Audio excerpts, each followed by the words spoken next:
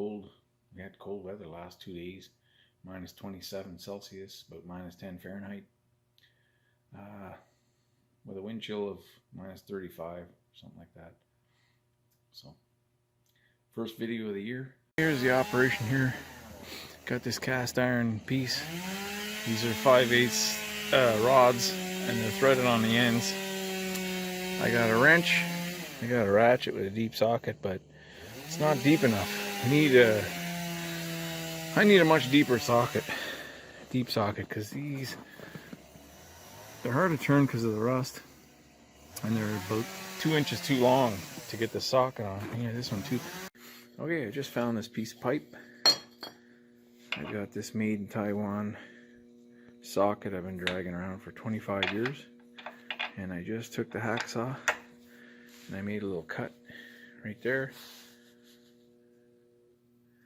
and it seems like it's pretty soft steel. I don't think it's super hard. Cutting just a regular hacksaw blade. It's cutting right into it, so I'm gonna put it in a chuck of the lathe, see if I can part it off right there. It'll look a little nicer, and then I'm gonna machine the end of this slightly bigger, maybe 100,000 bigger or more. So we'll see if we can bore it out a little bit and just recess these two halves in each end of this. We'll get ourselves a nice super long socket. We'll roll that on there. Simple. Keep it simple.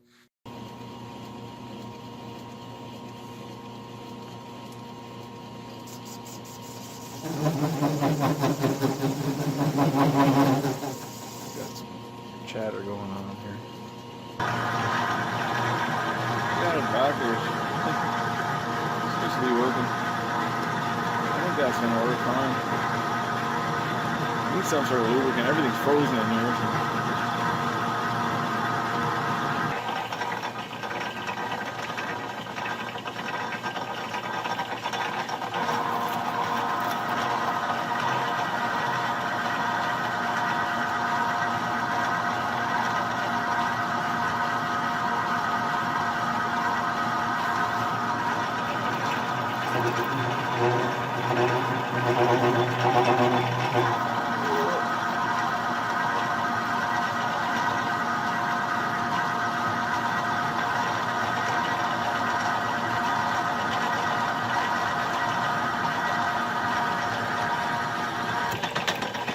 Alright.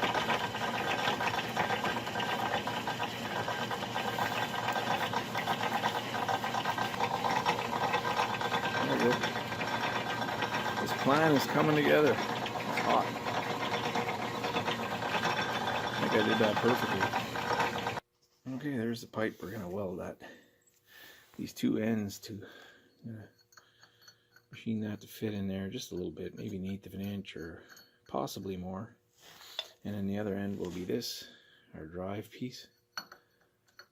So it's galvanized pipe. It's nothing special. It's pretty ugly actually, but it's gonna work. And that's about it's a pretty rough surface to try and indicate on. So I'll tell you, if I ever went to the Barzy Bash, I wouldn't win the 4-jaw competition. Let's just put it that way.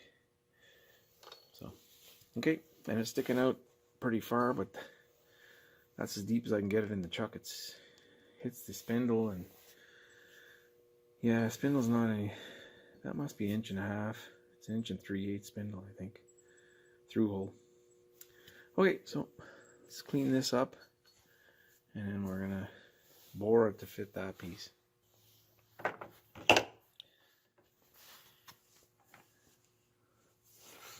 All right, pretty damn good, I would say. Not going to be pretty, but it's going to work. And the other end, we'll do the same. Slip that in and weld it.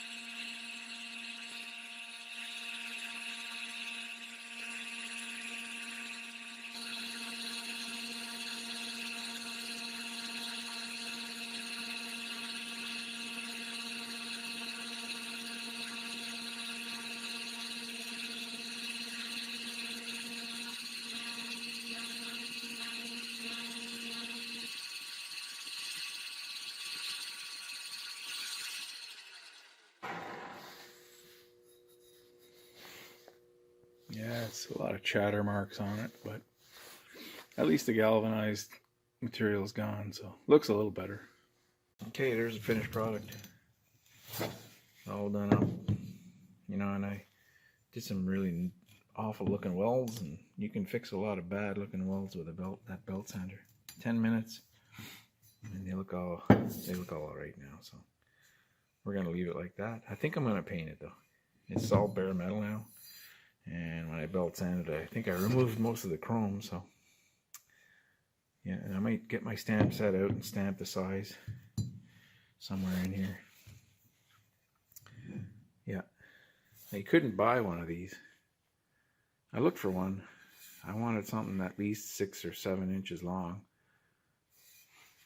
1.125 inches, and its overall length is 28 centimeters. That's about 11, over 11. Down and dirty socket extension, and it worked out really well because that cheap Taiwanese socket was very, very soft steel. I would assumed it was hardened, some kind of hardened steel, but it was soft as soft can be. So I was able to part it off, weld it, and now it'll go to use. Turning nuts with a wrench, just not very good use of time, so this will be a way faster option. And it's only going to be used to remove the nuts, not to break them loose. So I'll use a wrench to get them loose, wire brush and lubricate the threads, and then move it out with this and tighten it up with this. So we're going to use this a lot. This is going to save hours and hours. The hour it took to make this, I'll probably save 5 hours on turning nuts with a wrench, and frustration too. So we'll get to. When I was a kid, my dad would say, "Go get that thing beside the thing," and I was like 14, 15 years old. So which thing, Dad?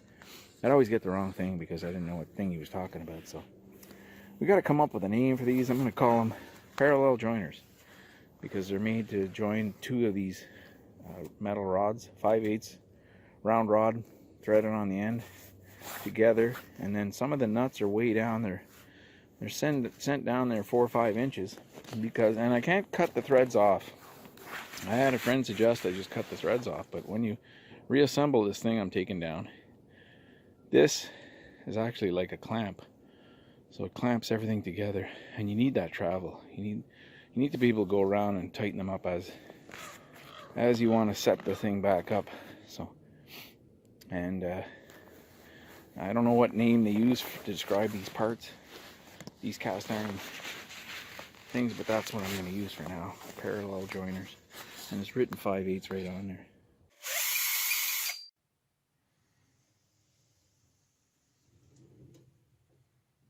So thanks for watching.